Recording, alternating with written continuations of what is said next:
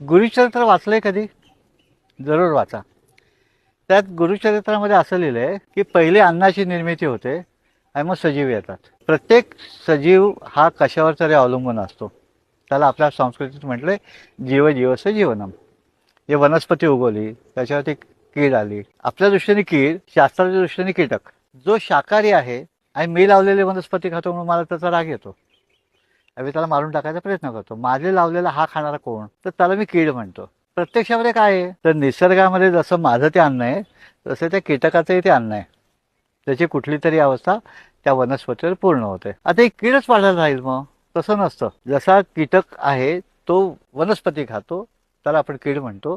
तसा दुसरा कीटक असतो, तो मांसाहारी असतो, तो एक किडीला खातो. जे जीव जीवस्य जीवनम.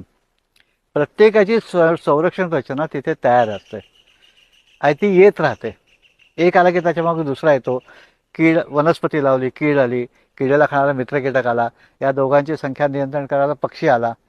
ही अन्नसाखळी ज्याला म्हणतो आपण, त्या तयार होतात.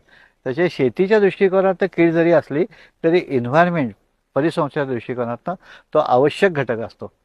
तसे आपण मित्र कीटकांच्या मदतीने कीड नियंत्रण केलं तर समस्या ज्या आहेत त्या खूप कमी होतील. तर आपण काळजी घेऊया. बहुविधता लावले की अनेक प्रकारचे कीटक येतील आणि मित्र कीटकही येतील. म्हणजे आपल्या पाठीवरचा पंप बंद होईल. आम्ही गेली 5 वर्षात पाठीवरचा पंप वापरलेला नाही.